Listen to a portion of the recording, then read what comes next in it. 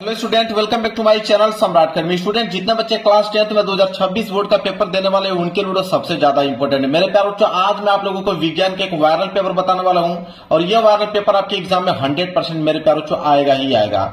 Code आप note कर सकते हो, कोड है 824 IO कोड है। मेरे प्यारे बच्चों, इस पेपर का पूरा सोल्यूशन मैंने बोर्ड एग्जाम की कॉपी पे लिख के लेके आया हूं। बहुत सारे बच्चों का कमेंट है कि सर मुझे सोल्यूशन बताइए, तो बोर्ड एग्जाम की कॉपी पे लिख के बताइए कि ताकि हम बोर्ड एग्जाम में कैसे लिखेंगे। तो बिल्कुल आप लोगों की डिमांड पे मेरे प्यारे बच्चों में लिख के लेकर आया हूं। कम से कम 3 घंटे मुझे इसका सोल्यूशन ढूंढकर और अच्छे तरीके से लिखने में लगा है। तो आप मेरे प्यारे बच्चों वीडियो को लाइक कर देना, चैनल पर नए हो तो चैनल को जरूर सब्सक्राइब कर लेना और जाइए पूर्णांक है 70 नंबर, तो 70 में 70 नंबर विज्ञान में लेकर आइए। इस पेपर को बस आप तैयार कर लो, ये पेपर आएगा 70 में 70 नंबर आप लोगों का फिक्स हो जाएगा। सबसे पहले अनुक्रमांक और नाम यहाँ पे अपना डाल लीजिएगा मेरे प्यारे बच्चों। इस पेपर को हल करने के लिए आपके पास 3 घंटे 15 मिनट का समय रहेगा इस क्वेश्चन पेपर को हल करने के लिए। नीचे जब आप बढ़ोगे मेरे प्यारे बच्चों तो यहाँ पे सामान्य निर्देश दिया गया, निर्देश भी पढ़ना बहुत ही ज्यादा कंपलसरी है। पहला निर्देश बोला कि प्रारंभ के 15 मिनट परीक्षार्थियों को प्रश्न पत्र पढ़ने के निर्धारित है। कह रहा है कि 15 मिनट आपको टाइम दिया जाएगा इस क्वेश्चन पेपर को पढ़ने के लिए और 3 घंटे में इस क्वेश्चन पेपर को सॉल्व करना होगा। चलिए थोड़ा जूम कर देता हूं ताकि दिखे आप लोगों को अच्छे से। दूसरा निर्देश है कि प्रश्न पत्र 2 खंडों में, खंड अ तथा खंड ब में विभाजित है। यह पेपर 2 खंडों में बना हुआ है, एक तो खंड अ में, दूसरा खंड ब में। इसके बाद आता है तीसरा कि खंड अ तथा खंड ब 3 उपखंडों, उपखंड क ख ग में विभाजित है। मेरे प्यारे बच्चों, इसका कहने का मतलब है कि खंड अ में भी 3 उपखंड रहेगा, खंड ब में भी 3 उपखंड रहेगा। और 3 उपखंड इसलिए पूछता है क्योंकि यह साइंस का पेपर है, इसमें फिजिक्स के, केमिस्ट्री के, बायोलॉजी के तीनों के अलग अलग उपखंड बनते हैं। इसके बाद चौथा है कि प्रश्न पत्र के खंड अ में बहुविकल्पीय प्रश्न है जिसमें सही विकल्प का चुनाव कर OMR शीट पर नीले अथवा काले बॉल पॉइंट पेन से सही विकल्प वाले गोले को पूर्ण रूप से काला करें। कहने का मतलब मेरे प्यारे बच्चों कि खंड अ में बहुविकल्पीय प्रश्न रहेगा। कितना? 20 बहुविकल्पीय प्रश्न रहेगा। इसमें आपके फिजिक्स के भी रहेंगे, केमिस्ट्री के भी रहेंगे, बायोलॉजी के भी रहेंगे। तीनों के मिला के 20 नंबर का बहुविकल्पीय प्रश्न पूछा जाएगा। उनका उत्तर आपको OMR शीट पे देना होगा। आप नीले पेन का यूज कर सकते हो या काले पेन का यूज कर सकते हो रंगने के लिए। पेन आपका बॉल पॉइंट पेन होना चाहिए, जेल वाली पेन नहीं लेकर जाना है। क्लियर है? चलिए आगे बढ़ते हैं। अगला देख लीजिए क्या है। अगला निर्देश है आपका 5वां। कह रहा है कि खंड अ में बहुविकल्पीय प्रश्न है तो प्रत्येक प्रश्न के लिए 1 अंक निर्धारित है। मेरे प्यारे बच्चों, कह रहा है कि जो बहुविकल्पीय प्रश्न है तो एक प्रश्न जो है 1 नंबर के लिए पूछा जाएगा बहुविकल्पीय में। मतलब 20 प्रश्न पूछा जाएगा। कितने नंबर के लिए? 20 नंबर के लिए। इसके बाद अगला है कि खंड ब में आपके वर्णनात्मक प्रश्न रहेंगे। इसके बाद है प्रत्येक प्रश्न के सम्मुख उनके निर्धारित अंक दिए गए हैं। मतलब हर एक प्रश्न के आगे आपको लिखा हुआ मिलेगा कि प्रश्न 1 नंबर का है, कि 2 नंबर का है, कि 4 नंबर का है, कि 6 नंबर का है। जितना भी नंबर का प्रश्न होगा उसके सामने लिखा हुआ मिलेगा। क्लियर है? इसके बाद अगला निर्देश कि खंड ब के प्रत्येक उपखंड के सभी प्रश्न एक साथ करना आवश्यक है। प्रत्येक उपखंड नए पृष्ठ से प्रारंभ किया जाए। मेरे प्यारे बच्चों, अगर आपने क वाला कर रहे हो उपखंड फिजिक्स का, अगर क वाला खत्म हो जा रहा है, ख वाला केमिस्ट्री का करने जा रहे हो तो नए पेज से आपको प्रारंभ करना है। जब केमिस्ट्री का खत्म हो जाएगा, बायोलॉजी का करोगे ग वाला, तो उसको नए पेज से आपको प्रारंभ करना है। बिल्कुल कैसे करना मैं खुद लिख के लेके आया हूं बोर्ड एग्जाम की कॉपी पे, आप देखोगे आपको समझ में आ जाएगा बिल्कुल क्लियर। इसके बाद है सभी प्रश्न अनिवार्य है। इसमें जितने भी प्रश्न दिए गए सारे प्रश्न करना अनिवार्य है। चलिए देखिए पेपर यहां से स्टार्ट हो रहा है। सबसे पहले आएगा खंड अ में बहुविकल्पीय प्रश्न है। तो ये तो बहुविकल्पीय प्रश्न है, मैं जल्दी से इसका आंसर आप लोगों को बता देता हूं, जल्दी से आप इसका आंसर नोट कर लो। सबसे पहले आएगा उपभाग पहला। उपभाग पहला जो रहेगा इसमें आपके फिजिक्स के प्रश्न रहेंगे। उपभाग पहला में फिजिक्स के प्रश्न रहेंगे। आप देख पा रहे हो पहला प्रश्न दिया हुआ है क्या कि निम्न में से कौन सा लेंस छोटे अक्षरों को पढ़ने के लिए उपयोग में लाना चाहिए। तो मेरे प्यारे बच्चों, छोटे अक्षर है और छोटे अक्षर को पढ़ना है, तो छोटे अक्षर को जब पढ़ना है तो कौन सा लेंस लगेगा। तो हमें उसी लेंस का प्रयोग करना होगा जो वस्तु का बड़ा प्रतिबिंब बनाए। तो वस्तु का बड़ा प्रतिबिंब तो आपका उत्तल लेंस ही बनाता है। तो यहाँ पे अवतल लेंस वाला जितने भी ऑप्शन है वो तो गलत हो जाएगा, मतलब उत्तल लेंस ही होगा। तो उत्तल लेंस इसमें भी दिया है, उत्तल लेंस इसमें भी दिया है। क्लियर है? अब यहाँ पे दिया है 10 सेंटीमीटर फोकस दूरी का उत्तल लेंस और इसमें दिया है 20 सेंटीमीटर फोकस दूरी का उत्तल लेंस। अब इन दोनों ऑप्शनों में से कौन सही है? तो मेरे प्यारे बच्चों मैं आपको बता दूं कि जितना फोकस दूरी कम होगा प्रतिबिंब उतना ही ज्यादा बड़ा बनेगा। जितना फोकस दूरी कम होगा प्रतिबिंब उतना ही ज्यादा बड़ा बनेगा, इसलिए 10 सेंटीमीटर जो होगा बिल्कुल राइट आंसर हो जाएगा। क्लियर है, समझ में आ गया आप लोगों को। चलिए आगे बढ़ते हैं। यहाँ पे पहले का ए है तो पहले का ए जाके OMR शीट में आप लोग रख दीजिएगा। क्लियर है। इसके बाद दूसरा प्रश्न देख लो क्या है। तारों के टिमटिमाने का कारण है, 1 नंबर के लिए प्रश्न है। तो मेरे प्यारे बच्चों तारे क्यों टिमटिमाते हैं, किसके कारण तारे टिमटिमाते हैं? वायुमंडलीय अपवर्तन के कारण जो है तारे टिमटिमाते हैं। तो यहाँ पे सी वाला ऑप्शन जो होगा बिल्कुल राइट आंसर हो जाएगा। आगे बात करते हैं तीसरा कि उत्तल दर्पण द्वारा अनंत पर स्थित वस्तु का प्रतिबिंब होता है। मेरे प्यारे बच्चों अगर उत्तल दर्पण है और उत्तल दर्पण में अगर वस्तु कहां पे रखी जाए, अनंत पे, अगर वस्तु को अनंत पे रखा गया है तो उसका प्रतिबिंब कैसा बनेगा? तो अगर वस्तु को अनंत पे रखा गया उत्तल दर्पण में तो उसका प्रतिबिंब आभासी तथा छोटा बनेगा। आभासी तथा छोटा बनेगा। बी वाला ऑप्शन जो होगा बिल्कुल राइट आंसर हो जाएगा। चलिए आगे बढ़ते हैं क्वेश्चन नंबर 4। देखिए क्वेश्चन नंबर 4 है मेरे प्यारे बच्चों कि श्वेत प्रकाश को प्रिज्म से गुजारे जाने पर सबसे अधिक विचलन कोण वाला रंग होगा। तो सबसे अधिक विचलन किस रंग का होता है अगर श्वेत किरण को अगर एक प्रिज्म से गुजारते हैं तो आपको मालूम है प्रिज्म है जब यहां से श्वेत प्रकाश की किरण गुजरती है तो 7 रंगों में विभक्त होता है। तो 7 रंगों में विभक्त होता है और जिसमें से बोला कि सबसे अधिक विचलन किस रंग का होता है। तो यहाँ पे सबसे अधिक पूछा, तो अगर सबसे अधिक पूछेगा मेरे प्यार बच्चों तो वो होता है आपका बैगनी रंग का। ठीक है, तो बैगनी ऑप्शन में दिया है क्या? नहीं दिया है। तब क्या करोगे? तब तो आप गलत करके चले आओगे। तो इसका ट्रिक आप समझ लीजिए। इसका ट्रिक होता है कि 7 रंगों में विभक्त होता है। तो सबसे पहले आता है लाल। सबसे पहले क्या आता है? लाल। लाल के बाद क्या आता है? यहाँ पे नारंगी। नोट कर लीजिए। लाल के बाद क्या आता है? नारंगी। नारंगी के बाद क्या आता है? पीला। पीला के बाद क्या आता है? हरा। हरा के बाद क्या आता है आपका? नीला। नीला के बाद क्या आता है आपका? जामुनी। जामुनी के बाद क्या आता है आपका? लास्ट में आता है बैगनी। ठीक है, तो कंसेप्ट पहले आप समझ लीजिए। तो एक चीज मैं आपको बताना चाहूंगा कि सबसे अधिक जो होता है वह बैगनी रंग का होता है। सबसे अधिक की अगर हम बात करें तो बैगनी रंग का विचलन सबसे अधिक होता है और सबसे कम होता है लाल रंग का। लेकिन यहाँ पे क्वेश्चन में बोला है कि सबसे अधिक विचलन, तो सबसे अधिक विचलन तो बैगनी रंग का होता है। तो क्या बैगनी ऑप्शन में दिया है क्या? नहीं दिया है, तो बैगनी को हम लोग छोड़ देंगे। अब इसके पीछे क्या है? जामुनी। इससे कम क्या है? जामुनी। तो जामुनी दिया है क्या? जामुनी भी नहीं दिया, तो जामुनी को भी हम लोग क्या कर देंगे? कैंसिल कर देंगे। अब इसके बाद नंबर किसका लगेगा? नीले रंग का। तो नीला दिया है क्या? बिल्कुल दिया है। डी वाला ऑप्शन तो बिल्कुल राइट आंसर हो जाएगा। इस तरह मेरे प्यारे बच्चों इस प्रश्न का उत्तर हम लोग देंगे। क्लियर है। चलिए आगे बढ़ेंगे क्वेश्चन नंबर 5वें की तरफ। चलिए आगे देखेंगे। 5वां प्रश्न है कि कॉलम 1 में दी गई मात्रों का सुमेलन। कॉलम सेकेंड में दी गई भौतिक राशियों से कर सही विकल्प को चुनिए। अब मेरे प्यारों से इधर मात्रक दिया है, इधर भौतिक राशि दिया हुआ है। अब आप ही बताइए ओम किसका मात्रक है? तो ओम जो होता है मेरे प्यार जो प्रतिरोध का मात्रक होता है। तो ए जो है किससे मिल जाएगा? दूसरे से मिल जाएगा। वहीं अगर हम वाट की बात करें तो वाट किसका मात्रक होता है? विद्युत शक्ति का। तो वाट किससे मिल जाएगा? तीसरे से मिल जाएगा।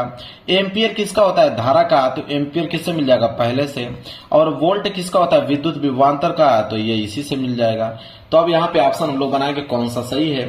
तो यहाँ पे देखिए ए जो है दूसरे से मिल रहा है, तो ए जो है दूसरे से मिल रहा है। बी जो है तीसरे से मिल रहा है, तो बी यहाँ पे तीसरे से मिल रहा है। सी जो है पहले से मिल रहा है, सी जो पहले से मिला है। डी चौथा से मिला है, डी चौथा से। बिल्कुल पहला वाला ऑप्शन जो होगा बिल्कुल राइट आंसर हो जाएगा। क्लियर है मेरे प्यार बच्चों। चलिए आगे देख लीजिए प्रश्न नंबर 6। प्रश्न नंबर 6 है कि आर व 2R प्रतिरोधों के 2 तारों को पहले श्रेणी क्रम तथा बाद में समांतर क्रम में जोड़ा जाता है। यदि दोनों दशाओं में कुल प्रतिरोध R1 तथा R2 हो तब R1 बटे R2 क्या होगा? देखिए अनुपात पूछा है। बिल्कुल सिंपल है मेरे प्यारे बच्चों। कह रहा है कि 2 प्रतिरोध हैं, एक R है एक 2R है। तो फिर उसको पहले श्रेणी क्रम में जोड़ता है, फिर बाद में उसको समांतर क्रम में जोड़ देता है। इसके बाद बोला है कि दोनों दशाओं में जब श्रेणी क्रम में जोड़ता है तो प्रतिरोध R1 है और जब समांतर क्रम में जोड़ता है तो प्रतिरोध R2 है, तो बताइए कि इसका अनुपात क्या होगा R1 बटे R2 का। तो पहले हम लोग किसमें जोड़ेंगे, श्रेणी क्रम में। देखिए बिल्कुल सिंपल है मेरे प्यारे बच्चों, यहाँ पे लिख देता हूं। सबसे पहले हम लोग जोड़ेंगे श्रेणी क्रम में। तो श्रेणी क्रम में जब हम लोग जोड़ रहे थे तो प्रतिरोध क्या हो रहा है, R1। तो यहाँ लिखेंगे R1 बराबर, और श्रेणी क्रम का फार्मूला क्या होता है कि जितने भी प्रतिरोध उनको जोड़ दो। तो एक प्रतिरोध R है और एक प्रतिरोध क्या है, 2R है। अब जोड़ दो, दोनों को जोड़ोगे तो आ जाएगा 2R और 1R मिलके 3R। क्लियर है, श्रेणी क्रम में हो गया। फिर बोला है कि इन्हीं दोनों प्रतिरोधों को समांतर क्रम में जोड़िए। तो चलिए यहाँ पे लिखते हैं समांतर क्रम। अब इनको हम लोग जोड़ देंगे किस क्रम में, समांतर क्रम में जोड़ देते हैं। समांतर क्रम में जोड़ने के लिए प्रतिरोध क्या हो रहा है, R2। तो समांतर क्रम का फॉर्मूला क्या कहता है कि 1/R2। ठीक है, बाटा में लिखते हैं जब समांतर क्रम में जोड़ते हैं तो ये हो जाएगा आपका 1/ पहला प्रतिरोध क्या है, R, और फिर प्लस 1/ दूसरा प्रतिरोध क्या है, 2R। अब इसको हल कर दीजिए। तो यहां से जब आप हल करेंगे तो R और 2R का जो एलसीएम होगा वो 2R होगा। तो R से R कैंसिल, बचा 2 का गुणा जब 1 में करोगे तो 2 ही आएगा, प्लस 2R से 2R कैंसिल, बचा 1 का गुणा जब 1 में करोगे तो 1 ही आएगा। तो 2 और 1 मिलकर हो जाएगा 3 और नीचे हो जाएगा आपका 2R। क्लियर है। और इधर क्या हो गया आपका 1/R2। तो हमें तो R2 की वैल्यू चाहिए, तो R2 को आप कर दो ऊपर। तो R2 जैसे ऊपर जाएगा, इधर आपका 2R ऊपर चला जाएगा और 3 जो है नीचे आ जाएगा। जब इसको आपने ऊपर भेजा इसी प्रकार ये भी ऊपर चल जाएगा, ऊपर वाला नीचे आ जाएगा। तो R का वैल्यू आ गया 3R और R2 का वैल्यू आ गया 2R/3। अब यहाँ पे अनुपात हमसे क्या पूछा है, अनुपात हमसे पूछा है R1/R2 का अनुपात बताइए। क्वेश्चन में तो ये पूछा है ना, R1/R2। तो R1 का मान दिया हुआ है आपका 3R और R2 का मान दिया हुआ है 3/2R। ठीक है।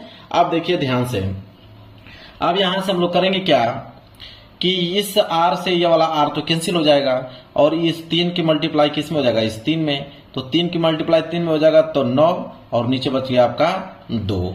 तो 9/2 जो है R1/R2 का अनुपात आ जाएगा। 9/2 का मतलब आप ऑप्शन में देखिए, यहाँ पे सी वाला ऑप्शन जो होगा बिल्कुल राइट आंसर हो जाएगा। क्लियर है, समझ में आ गया आप लोगों को। चलिए आगे बढ़ेंगे क्वेश्चन नंबर 7 की तरफ। चलिए अगला है प्रश्न नंबर 7वां कि चित्र में दर्शाए गए इलेक्ट्रॉन पर चुंबकीय क्षेत्र में क्षेत्र के लंबवत प्रवेश करने पर आरोपित बल की दिशा होगी। अब मेरे प्यारे बच्चों आप देखिए, ये जो एरो ऊपर की तरफ गया हुआ है ये चुंबकीय क्षेत्र को दर्शा रहा है और ये जो आपका है इलेक्ट्रॉन। ठीक है। अब मेरे प्यारे बच्चों, अब यहाँ पे पूछा है कि बल की दिशा बताइए कि बल की दिशा कहाँ पे होगी। तो अब यहाँ पे हम लोग लगाएंगे यहाँ पे नियम। यहाँ पे जब हम लोग फ्लेमिंग के बाएं हाथ का नियम लगाएंगे तो फ्लेमिंग के बाएं हाथ के नियम के अनुसार जो बल की दिशा होगी मेरे प्यारे बच्चों वो होगी कागज के तल के लंबवत ऊपर की ओर। जब इसमें हम लोग फ्लेमिंग के बाएं हाथ का नियम लगाएंगे तो जो बल की दिशा होगा वो कागज के तल के लंबवत की ओर होगा। डी वाला ऑप्शन जो होगा बिल्कुल राइट आंसर हो जाएगा। चलिए आगे बढ़ते हैं। अब आ गया उपभाग दूसरा। अब उपभाग दूसरा में मेरे प्यारे बच्चों केमिस्ट्री के प्रश्न रहेंगे जो कि प्रश्न संख्या 8 में से स्टार्ट है। प्रश्न संख्या 8वां दिया है कि प्रोपेनल में क्रियात्मक समूह है। तो प्रोपेनल में क्रियात्मक समूह यहाँ पे पूछा हुआ है। तो हम लोग जानते हैं कि प्रोपेनल, ठीक है, तो प्रोपेनल जो है मेरे प्यारे बच्चों, तो प्रोपेनल को अगर जब हम लोग अनुवर्ती और अनुलग्न देखें तो अनुवर्ती की यहां बात करें तो अनुवर्ती यहां पे हो जाएगा प्रोप और प्लस अगर अनुलग्न की बात करें तो अनुलग्न इसमें हो जाएगा अल। अब अल जो है आपका क्रियात्मक समूह है। ठीक है, तो क्रियात्मक समूह किसका है, अल एल्डिहाइड का। और एल्डिहाइड का सूत्र क्या होता है, CHO। तो यहां पे ए वाला ऑप्शन जो होगा बिल्कुल राइट आंसर हो जाएगा। तो प्रोपेनल में जो क्रियात्मक समूह है वो एल्डिहाइड का है जो कि CHO होता है। बिल्कुल सिंपल है मेरे प्यारे बच्चों। 9वां प्रश्न है उदासीन घोल का पीएच मान है। अब मेरे प्यारे बच्चों उदासीन, तो उदासीन घोल का पीएच मान 7 होता है। मैं आपको बता दूं कि ये जो पीएच मान की श्रेणी होती है वो होता है 7, यहाँ होता है 0, यहाँ होता है 14, मतलब 0 से लेकर 14 तक होता है। अगर आपका पीएच मान 7 है तब तो कहलाएगा आपका उदासीन। ठीक है, क्या कहलाएगा, उदासीन कहलाएगा। अगर आपका 7 से कम है तो अम्लीय और 7 से अधिक है तो आपका क्षारीय कहलाएगा। तो उदासीन पूछा है तो यहाँ पे क्या हो जाएगा 7 हो जाएगा। 7 से कम होगा तो अम्लीय और 7 से अधिक हो जाएगा मेरे प्यारे बच्चों तो हो जाएगा क्षारीय। क्लियर है। चलिए आगे देख लीजिए प्रश्न संख्या 10वां। प्रश्न संख्या 10वां है मेरे प्यारे बच्चों, क्या उसको समझिए। कह रहा है कि निम्नलिखित में कीटोन है। अब यहाँ पे कीटोन पूछा कि इन चारों ऑप्शनों में से कीटोन कौन सा है। तो कीटोन की अगर हम बात करें तो इनमें कीटोन जो है वो आपका है प्रोपेनोन। क्या है? प्रोपेनोन है। सी वाला ऑप्शन जो होगा बिल्कुल राइट आंसर हो जाएगा। क्लियर है। बहुत सिंपल है मेरे प्यारे बच्चों, आप यकीन मानिए इस पेपर को तैयार कर लेंगे तो आपका 70 में 70 नंबर साइंस में बिल्कुल क्लियर हो जाएगा। इसके बाद आएगा प्रश्न संख्या 11। प्रश्न संख्या 11 क्या है उसको समझिए। अब प्रश्न संख्या 11 में बोला यहाँ पे कि ठंडे जल से हाइड्रोजन गैस बनाने वाला तत्व है, यह तत्व है। अब आप ही बताइए, पूछा कि इसमें से चारों ऑप्शन में से कौन ऐसा तत्व है जो जल के साथ अभिक्रिया करके हाइड्रोजन गैस बनाएगा। तो ये आपका है पोटेशियम।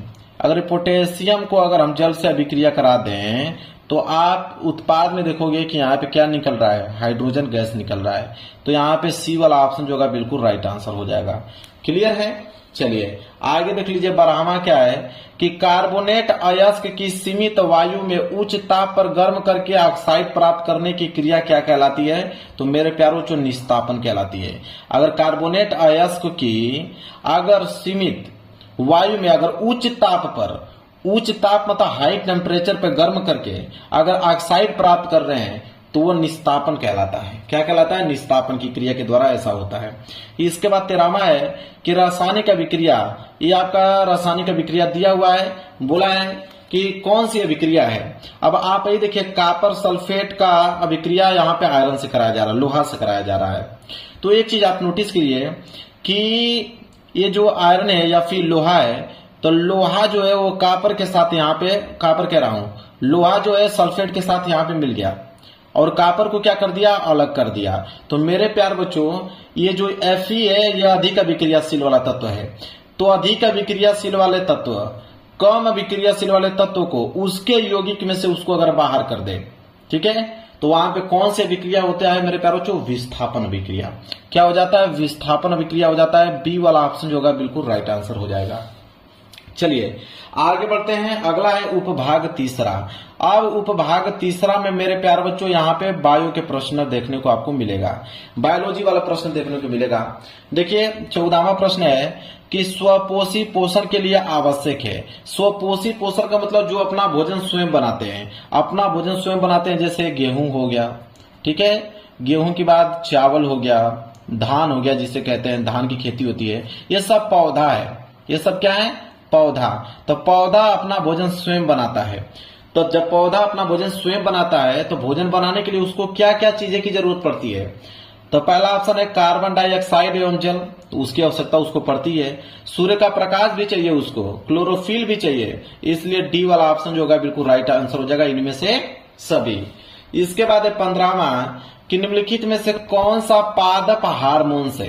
अब पादप हार्मोन इन चारों ऑप्शनों में से बताना है कि पादप हार्मोन इन चारों ऑप्शनों में से कौन है। तो ये हो जाएगा आपको साइटोकाइनिन। ये साइटोकाइनिन जो देख रहे हो यह पादप हार्मोन है। बी वाला ऑप्शन जो होगा बिल्कुल राइट आंसर हो जाएगा। 16वां प्रश्न की अगर हम बात करें, कह रहा है कि पराग कोष में होते हैं। देखिए पराग कोष में जो होता है वो पराग के कण ही होता है। तो पराग कोष में पराग कण होता है। यहाँ पे सी वाला ऑप्शन जो होगा बिल्कुल राइट आंसर हो जाएगा। चलिए अगला है आपका 17वां कि पूर्ण रुद्र भवन पूर्ण जनन द्वारा प्रजनन होता है। तो पूर्ण रुद्र भवन द्वारा प्रजनन किसमें होता है? तो मेरे प्यारों चो प्लेनेरिया में। किसमें? प्लेनेरिया में। बी वाला ऑप्शन जो होगा बिल्कुल राइट आंसर हो जाएगा। 18वां प्रश्न है कि दो तंत्रिका कोशिका के मध्य खाली स्थान को कहते हैं। अगर दो तंत्रिका तंत्र है तो उसके मध्य जो खाली स्थान होता है उसको क्या कहते हैं? उसे हम लोग सिनेप्स कहते हैं। क्या कहते हैं? सिनेप्स कहते हैं। पहला वाला ऑप्शन जो होगा ए वाला बिल्कुल राइट आंसर हो जाएगा। 19वां प्रश्न देख लीजिए क्या है कि निम्न में से कौन एक पारितंत्र में उत्पादक का उदाहरण है।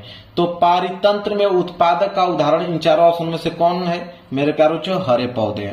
यहाँ पे सी वाला ऑप्शन जो होगा बिल्कुल राइट आंसर हो जाएगा। इसी के साथ 20वां प्रश्न है, लास्ट प्रश्न है कि मेंडल ने अपने प्रयोग में मटर के पौधे के किन लक्षणों का अध्ययन किया। तो मेंडल ने अपने प्रयोग में मटर के पौधों को किन लक्षणों का अध्ययन किया, तो इनमें से सभी, क्योंकि उन्होंने गोल और झुर्रीदार बीज का भी यहाँ पे अध्ययन किया था, सफेद और बैगनी फूल का भी, लंबे और बौने पौधे का भी, इसलिए डी वाला ऑप्शन जो होगा बिल्कुल राइट आंसर हो जाएगा। अब मेरे प्यार बच्चों यहां से आप लोगों की चीजें स्टार्ट होगा, यहां से खंड ब स्टार्ट होगा। देखिए सबसे पहले आएंगे यहाँ पे अब खंड ब, और खंड ब में वो रहेंगे वर्णनात्मक प्रश्न। इनका आपको उत्तर अपने बोर्ड एग्जाम के कॉपी पे लिखना होगा। देखिए इसमें भी सबसे पहले आया उपभाग पहला, और उपभाग पहले में मेरे प्यार बच्चों फिजिक्स के प्रश्न रहेंगे। किसके? फिजिक्स के, और प्रश्न संख्या 21। अब 21 में मेरे प्यार बच्चों 2 प्रश्न दिए गए हैं। 21 में 2 प्रश्न दिया गया है। 21 का पहला कि प्रकाश के प्रकीर्णन की 2 प्राकृतिक घटनाएं बताइए, 2 नंबर इस पे मिलेगा। और एक प्रश्न दूसरा है कि दृष्टि दोष कितने प्रकार के होते हैं, उनके नाम लिखिए, 2 नंबर इस पे मिलेगा। तब जाके टोटल आपका 4 नंबर क्लियर होगा। तो चलिए देखिए इसको कैसे लिखेंगे। सबसे पहले खंड ब वर्णनात्मक प्रश्न है, तो आप डालोगे खंड ब वर्णनात्मक प्रश्न है। क्लियर है। इसके बाद 21वां प्रश्न कर रहे हो तो आप लिखोगे प्रश्न उत्तर संख्या 21। क्लियर है। चलिए अब यहाँ पे एक चीज और लिख सकते हो, उपभाग पहला है तो आप यहाँ पे उपभाग पहले लिख सकते हो। मैं आप लोगों के सामने लिख के दिखा देता हूं यहाँ पे उपभाग पहला। चलिए उपभाग पहला आपको लिखना पड़ेगा, आप लिख दीजिएगा यहाँ पे उपभाग पहला। मैं लिख देता हूं यहाँ पे, ये हो जाएगा आपका उपभाग पहला, ऐसे लिख दीजिएगा ताकि और अच्छा दिखने में लगे। और स्केल की सहायता से आपको क्या कर देना है, यहाँ पे अंडरलाइन कर देना है, जैसे मैंने यहाँ पे अंडरलाइन किया है, उपभाग पहला। क्लियर है। चलिए अब यहाँ पे पहला प्रश्न हम करने वाले हैं। पहला प्रश्न है कि प्रकाश के प्रकीर्णन की 2 प्राकृतिक घटनाएं बताइए। तो प्रकाश के प्रकीर्णन की 2 प्राकृतिक घटनाएं, तो हम लोग लिखेंगे देखिए पहले का उत्तर कि प्रकाश के प्रकीर्णन की 2 मुख्य प्राकृतिक घटनाएं कौन कौन सी। तो एक को मैंने लिखा है आकाश का नीला रंग, मतलब आकाश का नीला रंग दिखाई देना, और दूसरा है सूर्यास्त के समय लाल रंग दिखाई देना। ये दोनों जो है वो प्रकाश के प्रकीर्णन के कारण ही होती हैं। क्लियर है। बस कितना सिंपल में जवाब दिया हूं, 2 नंबर आपको मिल जाएगा। दूसरा प्रश्न है कि दृष्टि दोष कितने प्रकार के होते हैं, उनके नाम लिखिए। तो दृष्टि दोष कितने प्रकार के होते हैं उनके नाम लिखना है। तो देखिए हम लोग लिखेंगे कैसे यहाँ पे कि दूसरा, एक लाइन का गैप छोड़ के लिखेंगे दूसरा कि दृष्टि दोष निम्न प्रकार के होते हैं। पहला निकट दृष्टि दोष, दूसरा दूर दृष्टि दोष, तीसरा जरा दृष्टि दोष, चौथा आबिंदुकता, और 5वां वर्णांतता। तो 5 प्रकार के दृष्टि दोष होते हैं जो कि मैंने इस तरह लिखा हुआ है। इसके बाद हम आगे बढ़ेंगे अगले प्रश्न की तरफ। अगला प्रश्न नंबर 22। देखिए प्रश्न संख्या 22 क्या है। अब प्रश्न संख्या 22 में भी 2 प्रश्न दिया गया है। पहला तो पूछा है कि उत्तल दर्पण तथा उत्तल लेंस के 2-2 उपयोग लिखे, 2 नंबर। अब मेरे प्यारे बच्चों उत्तल दर्पण तथा उत्तल लेंस के 2-2 उपयोग लिखना है। तो देखिए हम लोग लिखेंगे, अब यहाँ पे एक लाइन का गैप मैंने गैप छोड़ा है। एक लाइन का गैप छोड़ने के बाद हमने डाला है प्रश्न उत्तर संख्या 22। और देखिए यहाँ पहला लिखा है उत्तल दर्पण का उपयोग, और नीचे लिखा है उत्तल लेंस का उपयोग। तो उत्तल दर्पण का उपयोग में लिखा है वाहनों के पीछे देखने वाले दर्पण, स्ट्रीट लाइट रिफ्लेक्टर, मतलब वाहनों के पीछे जो बाइक के साइड मिरर लगे होते हैं उसमें उत्तल दर्पण का प्रयोग किया जाता है। और स्ट्रीट लाइट का मतलब मेरे प्यारे जो सड़क पे लाइट लगी होती हैं वो भी उत्तल दर्पण के ही लगे होते हैं। इसके बाद मैंने उत्तल लेंस का भी उपयोग लिखा है। उत्तल लेंस का उपयोग चश्मा बनाने में किया जाता है और कैमरे में भी उत्तल लेंस का ही उपयोग किया जाता है। क्लियर है। 2 नंबर यहां से मिल गया। चलिए अब ये पेज आपका भर गया। जब पेज भर जाए ना तो आप यहाँ पे लिख दीजिए पीटीओ, यहाँ पे लिख दीजिए पीटीओ। पीटीओ का मतलब होता है पेज टर्न ओवर। इसके बाद पेज को आप इधर पलट दीजिए, ठीक है। और यहाँ पे देखिए, अब मेरे प्यारों को देखिए ध्यान से, पेज को आपने पलट दिया। अब यहाँ पे हम लोग अगला प्रश्न देखेंगे। प्रश्न संख्या 22 का पहला तो हमने बता दिया, 22 का दूसरा कि अवतल लेंस से किसी वस्तु के प्रतिबिंब बनने का किरण आरेख बनाइए। 2 नंबर इसमें मिलेगा, तब जाके टोटल 4 नंबर होगा। 2 नंबर इस पे, 2 नंबर इस पे, तब 4 नंबर मिलेगा। तो अवतल लेंस से किसी वस्तु के प्रतिबिंब बनने का किरण आरेख बनाना है। देख लीजिए यहाँ पे, यह है आपका, मैंने यहाँ पे एक कंडीशन लिया हुआ है कि जब वस्तु कहां पे रखी हो, अनंत पे। जब वस्तु अनंत पे मैंने यहाँ पे रखा हुआ है तो देखिए आभासी व सीधा प्रतिबिंब बन रहा है, बिंदु के आकार का बन रहा है, और कहां पे बन रहा है, F2 स्थान पे बन रहा है। नोट कर लीजिए। क्लियर है मेरे प्यारे बच्चों। चलिए प्रश्न संख्या 22 में यहाँ पे मैंने क्या किया, बिल्कुल क्लियर कर दिया। अब बारी आएगी प्रश्न संख्या 23 की तरफ बढ़ेंगे हम लोग। देखिए प्रश्न संख्या 23। अब प्रश्न संख्या 23 में भी दो प्रश्न हैं, जिसमें से पहला है कि किसी प्रतिरोधक में धारा प्रवाहित करने पर वोल्ट मीटर तथा एमीटर को कैसे जोड़ते हैं। 2 नंबर इसमें मिलेगा, तो पहले इसको देख लेते हैं। देखिए प्रश्न उत्तर संख्या हमने डाला 23 और 23 का मैंने पहला वाला करने जा रहा हूं। ठीक है, तो लिखेंगे किसी प्रतिरोधक में प्रवाहित धारा को मापने के लिए अमीटर को प्रतिरोधक के श्रेणी क्रम में जोड़ा जाता है तथा वोल्ट मीटर को प्रतिरोधक के समांतर क्रम में जोड़ा जाता है। बस इतना ही लिखना है। यहां से 2 नंबर आपका बिल्कुल क्लियर हो गया, क्योंकि प्रश्न में यही पूछा था कि यहाँ पे धारा प्रवाहित करने पर वोल्ट मीटर तथा एमीटर को कैसे जोड़ते हैं। क्लियर हो गया। तो वोल्ट मीटर को हम समांतर क्रम में और एमीटर को जो होता है श्रेणी क्रम में जोड़ते हैं। क्लियर हो गया मेरे प्यारे बच्चों। चलिए अब आगे है दूसरा प्रश्न, 23 का दूसरा प्रश्न। 23 का दूसरा प्रश्न है, ये न्यूमेरिकल 23 का दूसरा प्रश्न न्यूमेरिकल दे दिया कि 500 वाट का रेफ्रिजरेटर 12 घंटा प्रतिदिन उपयोग में लाते हैं तो रेफ्रिजरेटर द्वारा 30 दिन तक कितनी किलोवाट घंटा ऊर्जा का उपयोग किया जाता है। अब मेरे प्यारे बच्चों यहाँ पे रेफ्रिजरेटर की बात किया गया है कि अगर 500 वाट का रेफ्रिजरेटर है और 12 घंटा डेली चलता है तो बताइए कि 30 दिन में कितना वह बिजली वहां पे यूनिट आएगी उसकी। अब मेरे प्यारे बच्चों देखिए कैसे इसको हल करेंगे। तो हमने सबसे पहले लिखा दिया है 500 वाट, समय दिया है 12 घंटे, दिन दिया है 30 दिन। अब यूनिटों की संख्या अगर आपको निकालना है तो एक फार्मूला होता है वाट गुणे घंटा गुणे दिन बटे 1000। वाट 500, घंटा 12, दिन में मैंने 30 रखा और बटे में 1000। अब 1 2 3 जीरो से ऊपर के 3 जीरो मैंने कैंसिल कर दिया। 12 5 60 और 60 3 180 किलोवाट आ गया। अब ये आपका फाइनल आंसर हो गया। क्लियर हो गया। 2 नंबर यहां से मिल गया। चलिए आगे बढ़ते हैं अगले प्रश्न की तरफ। देखिए अगला प्रश्न क्या है उसको ध्यान से समझिए। अब यहाँ पेज भर गया ना, अब यहाँ पे लिखेंगे। अब यहाँ पे आएंगे हम लोग प्रश्न संख्या 24। प्रश्न संख्या 24 में मेरे प्यारे बच्चों 3 प्रश्न दिया गया है। 24 में 3 प्रश्न है, 6 नंबर मिलेगा। पहले पे 2 नंबर, दूसरे पे 2 नंबर, तीसरे पे 2 नंबर, 2 नंबर के हिसाब से 6 नंबर आपको मिलेगा। तो 24 का पहला प्रश्न क्या है कि किसी छड़ के चुंबक के चारों ओर चुंबकीय क्षेत्र रेखाओं को चित्र बनाकर दिखाइए। तो देखिए मेरे प्यारे बच्चों यह है, यह आपका छड़ है और छड़ के चारों तरफ ये चुंबकीय रेखा है। क्लियर है। बस चित्र बनाने के लिए बोला था, चित्र मैंने बना दिया। 2 नंबर यहां से मिल गया। अब देखिए दूसरा प्रश्न क्या है कि धारावाही परिनालिका के कारण चुंबकीय क्षेत्र किन किन कारकों पर निर्भर करता है उसको देखेंगे। अब मेरे प्यारे बच्चों धारावाही परिनालिका के कारण चुंबकीय क्षेत्र जो है किन किन कारकों पर निर्भर करता है, तो देखिए इसका उत्तर लिखेंगे एक लाइन छोड़ के बाद दूसरा कि धारावाही परिनालिका के कारण चुंबकीय क्षेत्र निम्नलिखित कारकों पर निर्भर करता है। पहला, परिनालिका में प्रवाहित होने वाली विद्युत धारा के मान पर। दूसरा, परिनालिका के फेरों की संख्या पर। तीसरा, परिनालिका की लंबाई और पदार्थ की प्रकृति पर। इतने चीजों पर निर्भर करता है। क्लियर है। चलिए अब आगे देखेंगे। यहाँ पेज भर गया, अब इस साइड हमने लिखा हुआ है। चलिए अब है आप लोगों का तीसरा, 24 का तीसरा कि फ्लेमिंग के बाएं हाथ का नियम लिखिए। 2 नंबर इसमें मिलेगा। तो देखिए हमने लिखा है तीसरा फ्लेमिंग के बाएं हाथ का नियम।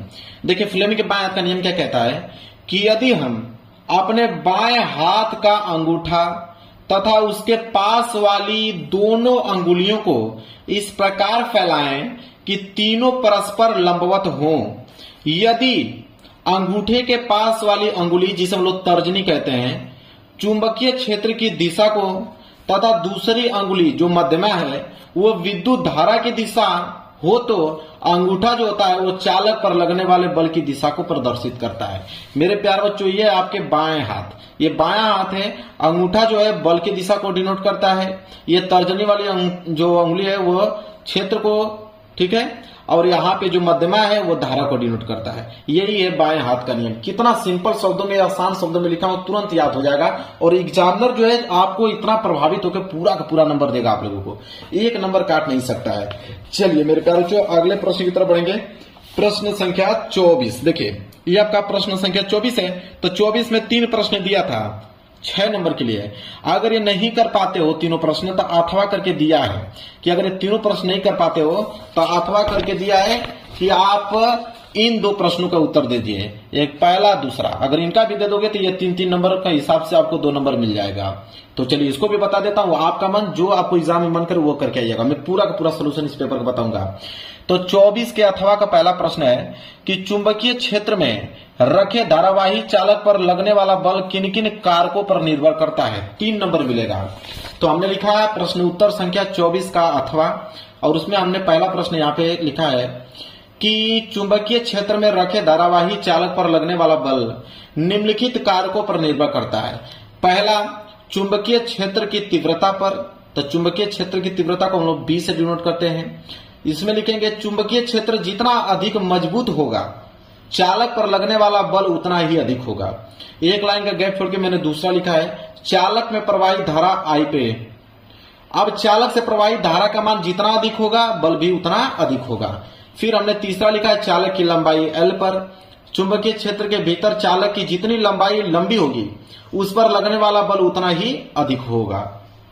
इसके बाद देखिए चौथा हमने लिखा है धारा और चुंबकीय क्षेत्र के बीच के कोण पर। लिखेंगे चालक में प्रवाहित धारा और चुंबकीय क्षेत्र की दिशा के बीच के कोण के साइन थीटा के समानुपाती होता है। जब धारा और चुंबकीय क्षेत्र लंबवत होते हैं, मतलब थीटा बराबर 90 अंश हो, तो बल जो है अधिकतम होता है। और जब वे समांतर होते हैं, मतलब थीटा या तो 0 अंश होगा या तो 180 अंश होगा, तो बल जो होता है वो 0 होता है। क्लियर है? चलिए, मैंने 24 के अथवा का पहला बता दिया। अब 24 के अथवा का दूसरा प्रश्न देखिए कि घरेलू विद्युत परिपथ में कितने तार प्रयुक्त होते हैं, प्रत्येक के नाम तथा आवरण के रंग लिखिए। 3 नंबर मिलेंगे। तो देखिए यहाँ पे दूसरा मैंने लिखा है कि घरेलू विद्युत वितरण में प्रयुक्त तार निम्नलिखित है। कौन कौन से तार का प्रयोग किया जाता है? पहला, विद्युतमय तार का उपयोग किया जाता है। अब ये विद्युतमय तार होता क्या है कि विद्युतमय तार जो होता है उच्च वोल्टेज पर उपकरणों को धारा पहुंचाता है, और यह आमतौर पर लाल या भूरे रंग का होता है। दूसरा होता है उदासीन तार। उदासीन तार वह तार होता है जो उपकरण से धारा वापस ले आता है, और यह आमतौर पर नीले रंग का होता है। इसके बाद एक तार का और इस्तेमाल किया जाता है जिसे हम लोग बोलते हैं भू संपर्की तार, जिसे अर्थिंग बोला जाता है। तो भू संपर्की तार में लिखेंगे कि इसमें आमतौर पर कोई धारा नहीं होती है, हालांकि इसका उपयोग बिजली के झटके से बचाने के लिए किया जाता है, और यह जो होता है हरे रंग का होता है। अब मेरे प्यार बच्चों, स्टार्ट हो गया उपभाग दूसरा, और उपभाग दूसरा केमिस्ट्री से स्टार्ट हुआ है। तो जब भी उपभाग दूसरा करने जाओगे तो आप नए पेज से आप प्रारंभ कीजिए। निर्देश में ये बोल दिया था निर्देश में कि जब भी आप उपखंड अलग अलग करने वाले हो, उसको नए पेज से आपको प्रारंभ करना है। तो उपभाग दूसरा अगर करने वाले हो तो यह नहीं कि यहाँ पे जगह खाली बस यहीं से लिखना चालू कर दे, नहीं। उपभाग दूसरे का मतलब आप नए पेज से, नए सिरे से आप स्टार्ट कीजिए, नए पेज से, यहां से। अब यहां डालोगे उपभाग दूसरा। और उपभाग दूसरा जो है वो प्रश्न संख्या 25 से स्टार्ट है, और प्रश्न संख्या 25 में 2 प्रश्न है, एक आपका ए और दूसरा आपका बी। ए वाला हल करोगे तो 2 नंबर मिलेगा, बी वाला हल करोगे तो 2 नंबर मिलेगा। तो सबसे पहले ए वाला देखेंगे कि निम्नलिखित यौगिकों के आयुपीएसी नाम लिखिए। एसिटिलीन का आयुपीएसी नाम क्या होता है और एसिटिक अम्ल का आयुपीएसी नाम क्या होता है। देखिए सबसे पहले प्रश्न उत्तर संख्या 25 का मैंने ए में भी हमने पहला एसिटिलीन, तो एसिटिलीन का आयुपीएसी नाम होता है एथाइन, उसका सूत्र होता है C2H2। और दूसरा दिया है हमारा एसिटिक अम्ल, तो दूसरा है एसिटिक अम्ल। एसिटिक अम्ल का आईपीएससी नाम होता है एथेनोइक अम्ल, इसका सूत्र होता है CH3COOH। क्लियर है? चलिए अब यहाँ पे बी वाला देखो, 25 का बी कि एथेनॉल के 2 रासायनिक अभिक्रियाओं के रासायनिक समीकरण लिखिए।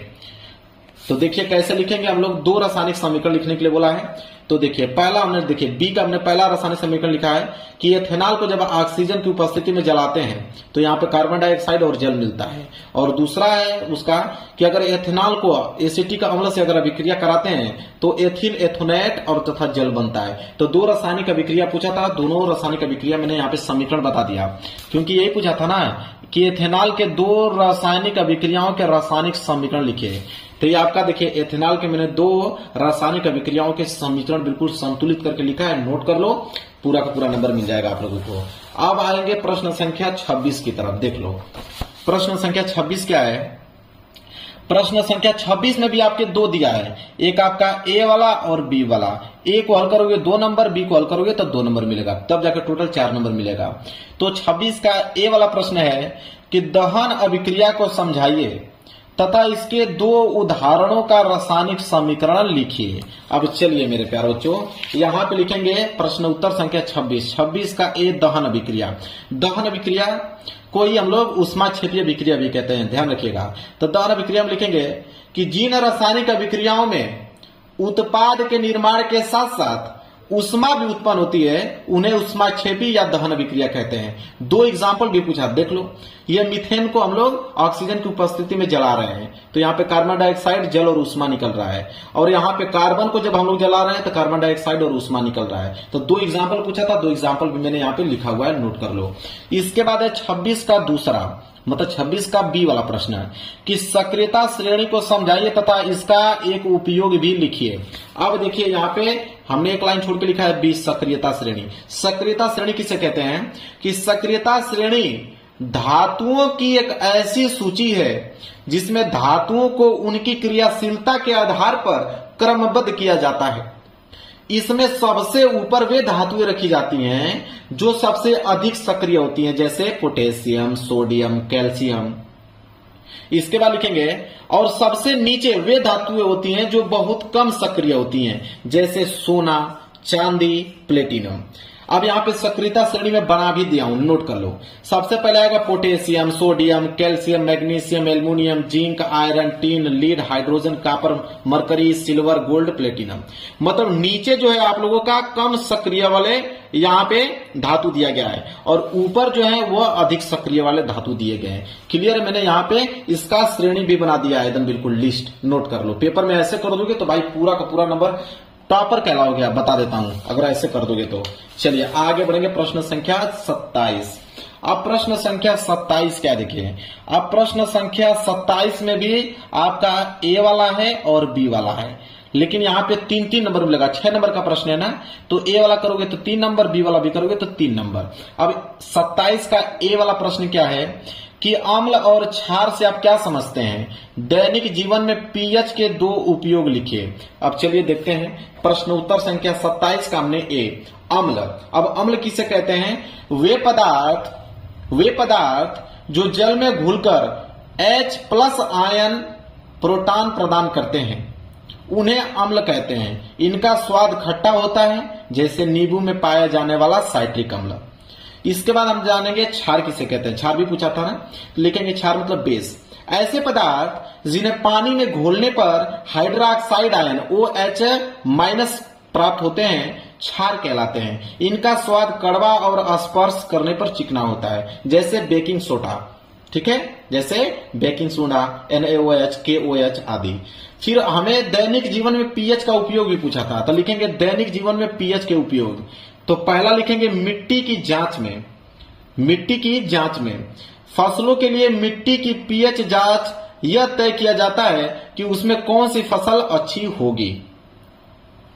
और देखिए दूसरा मैंने मानव शरीर में भी लिखा है, मानव शरीर में भी पीएच का उपयोग होता है कि हमारे रक्त का पीएच लगभग 7.4 होता है। पीएच असंतुलित होने पर स्वास्थ्य पर असर पड़ता है। तो यहाँ पे एक ही उपयोग पूछा था ना, मैंने यहाँ पे नहीं 2 उपयोग, दैनिक जीवन में पीएच के 2 उपयोग पूछा था, मैंने 2 उपयोग बता दिया आप लोगों को। क्लियर है? चलिए अब यहाँ बी वाला देखिए, विरंजक चूड़ प्राप्त करने की विधि का रासायनिक समीकरण तथा 2 उपयोग भी लिखिए। चलिए देखते हैं विरंजक चूड़ कैसे प्राप्त होता है, उसका विधि भी लिखना है और रासायनिक समीकरण भी लिखना है और 2 उपयोग भी लिखना है। तो देखिए विरंजक चूड़, जिसे ब्लीचिंग पाउडर कहते हैं, विरंजक चूड़ को ही ब्लीचिंग पाउडर कहते हैं। तो उसको प्राप्त करने की विधि क्या है कि जब क्लोरीन गैस को बुझा चूना जिसे CaOH पर प्रवाहित किया जाता है तो विरंजक चूड़ CaOCl2 प्राप्त होता है। ठीक है, कैल्शियम ऑक्सीक्लोराइड।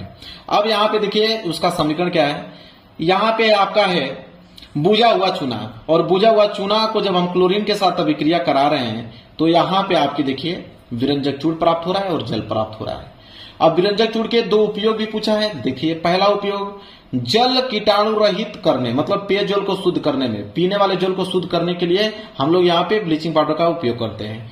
और कपड़े, गुदा और वस्त्रों को विरंजक सफेद करने में, कपड़ों को सफेद करने में यहाँ पे ब्लीचिंग पाउडर का निर्माण किया जाता है, मतलब उसका उपयोग किया जाता है। क्लियर है? चलिए, उपयोग भी मैंने एकदम डिटेल में आपको बता दिया।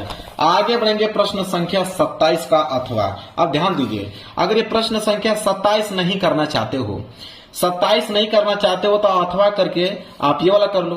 प्रश्न संख्या 27 में ए और बी दिया था ना, अगर ए और बी का उत्तर नहीं देना चाहते हो तो अथवा करके दिया है कि निम्नलिखित पर टिप्पणी लिखिए। 6 नंबर ये भी मिलेगा आपको। पहला, मिसेल किसे कहते हैं, 2 नंबर। संक्षारण के बारे में बताइए, 2 नंबर। कार्बन की सर्वतोमुखी प्रकृति क्या है, 2 नंबर। तो तीनों को मैं बता देता हूं, चाहे आप ऊपर वाला करके आइएगा या नीचे वाला, मैं तो सोल्यूशन सबका बता रहा हूं।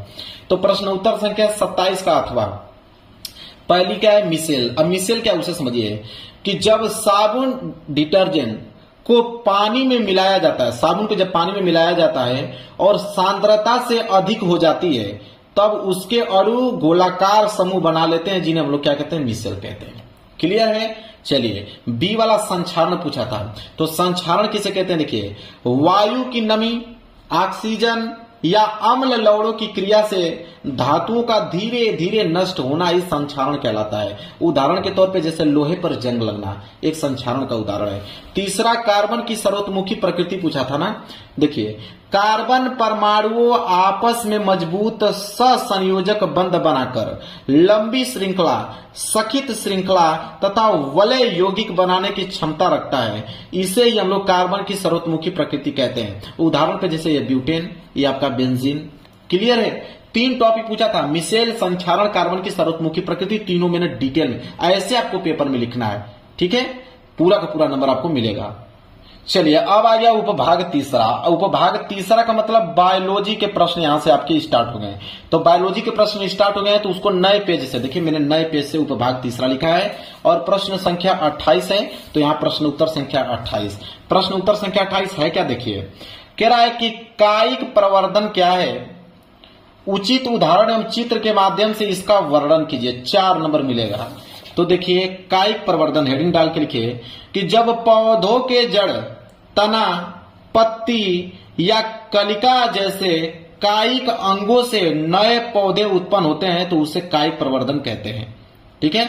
जब पौधा, कोई पौधे के जड़, तना, पत्ती या कलिका से अगर कायिक अंगों से नए पौधों का निर्माण होता है तो उसे लोग कायिक प्रवर्धन कहते हैं। और यह अलैंगिक प्रजनन का एक प्रकार है।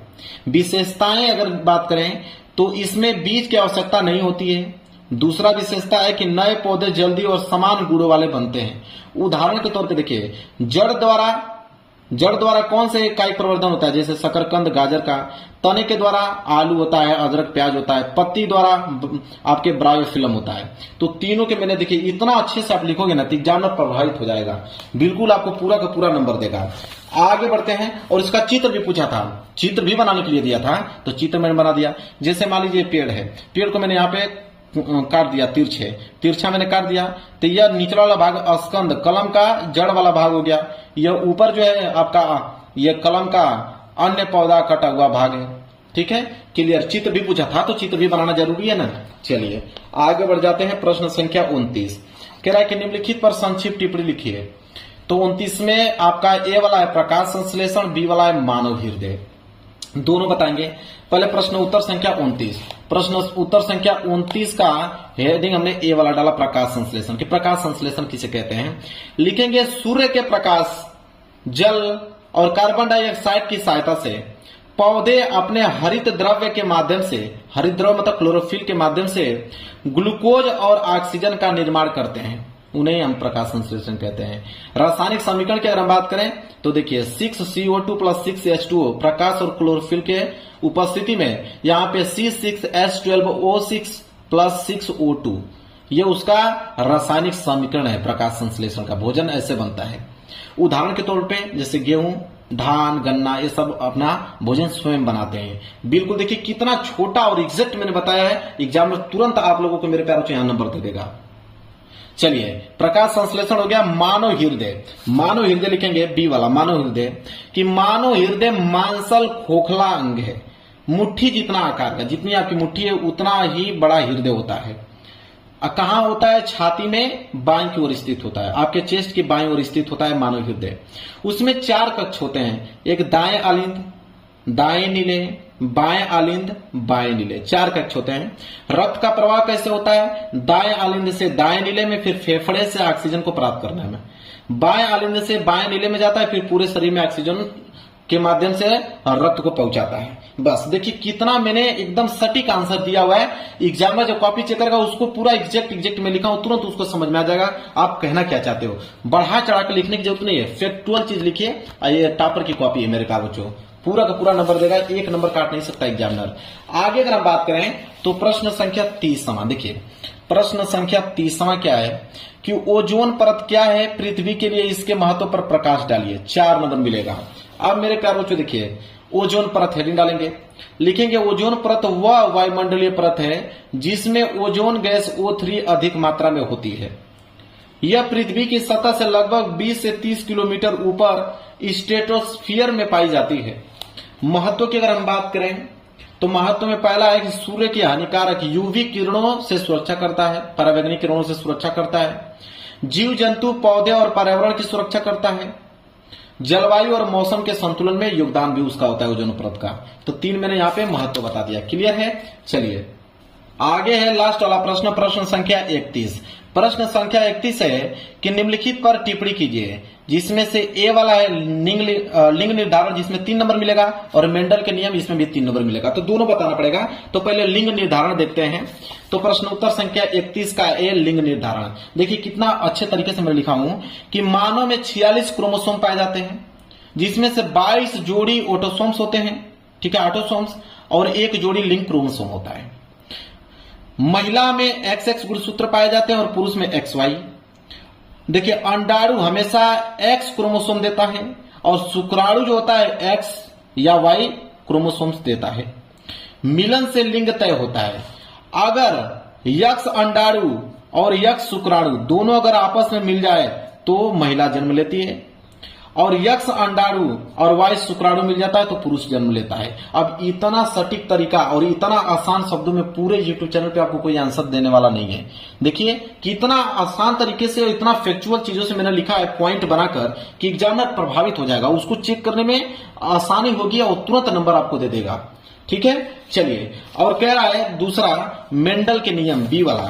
तो देखिए मेंडल के नियम भी यहाँ पे, तो यहाँ पे मैंने लिखा है कि मेंडल के नियम, कि ग्रेगर मेंडल को आधुनिक आनुवंशिकी के पिता कहा जाता है। उन्होंने मटर के पौधे पर प्रयोग करके पाया कि विरासत गुण जो होता है पीढ़ी दर पीढ़ी नियत नियमों के अनुसार जाते हैं। उनके प्रयोगों से आनुवंशिकी के मुख्य नियम सामने आए, जिन्हें मेंडल के नियम कहा जाता है। पहला उन्होंने नियम दिया प्रभाविता का नियम।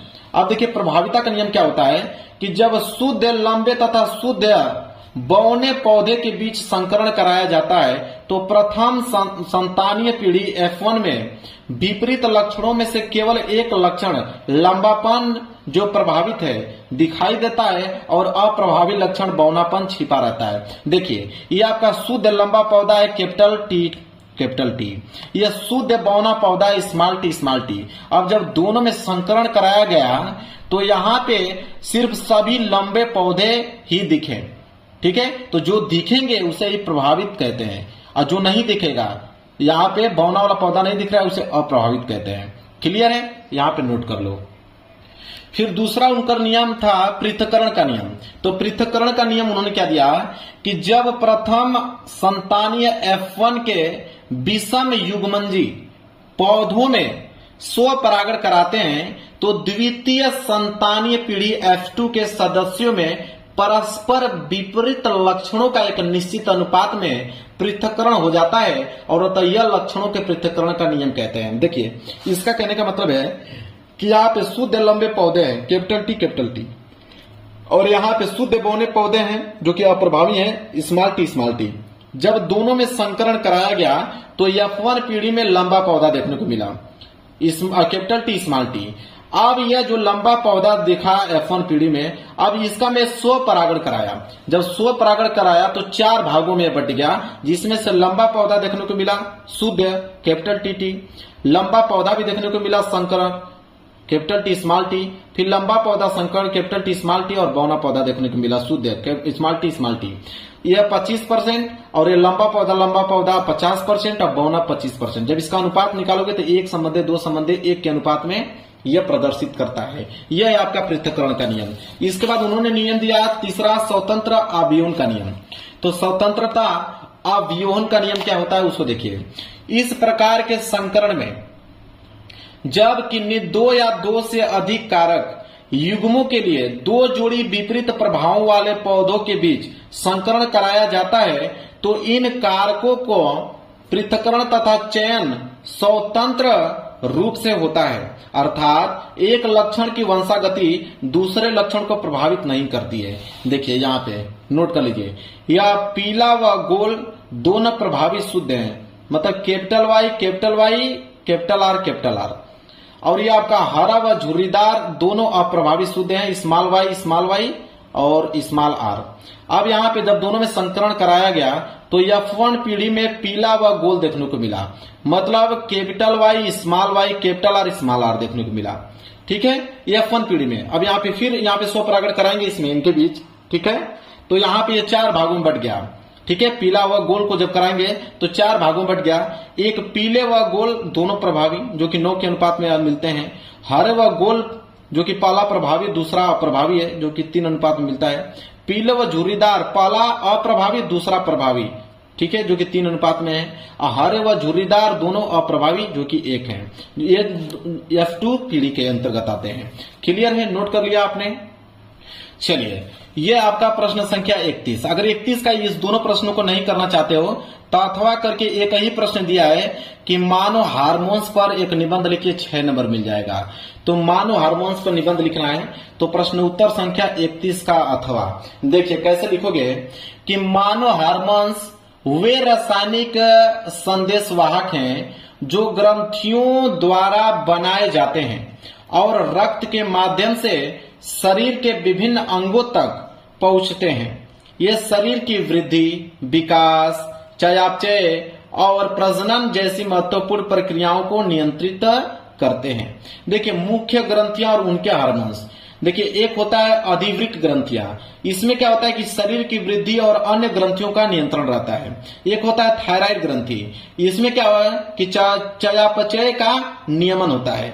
इसके बाद एक होती है अधिवृक्क ग्रंथि, इसमें तनाव और रक्तचाप नियंत्रित करना होता है। अग्नाशय ग्रंथि, रक्त में शर्करा का स्तर संतुलित करना। अंडाशय और अंडकोश, यह प्रजनन और लिंग विशेष गुणों का विकास करता है। फिर नीचे लिखेंगे हार्मोन्स शरीर के संतुलित कार्य, विकास और ऊर्जा नियमन के लिए महत्वपूर्ण है। हार्मोन्स असंतुलन से थायराइड, डायबिटीज और अन्य स्वास्थ्य समस्याएं हो सकती हैं, इसलिए हार्मोन्स को संतुलित बनाए रखना बहुत ही ज्यादा आवश्यक है। अब मेरे प्यार बच्चों, अब यह पेपर हो गया बिल्कुल समाप्त। अब मैंने आपको बताया क्लियर डिटेल में कि बोर्ड एग्जाम की कॉपी कैसे लिखना है। सेम टू सेम ऐसे अगर लिख दिए तो मेरे प्यार बच्चों आपको बताऊं 99% स्कोर आपके फिक्स हैं। समझ लिया, आप 100 में 100 भी आ सकता है आप लोगों का। ठीक है, तो मेरे प्यार बच्चों वीडियो को लाइक कर देना, चैनल पर नए हो तो चैनल को जरूर सब्सक्राइब कर लेना। मिलेंगे एक प्यारे से नेक्स्ट वीडियो में, तब तक के लिए धन्यवाद।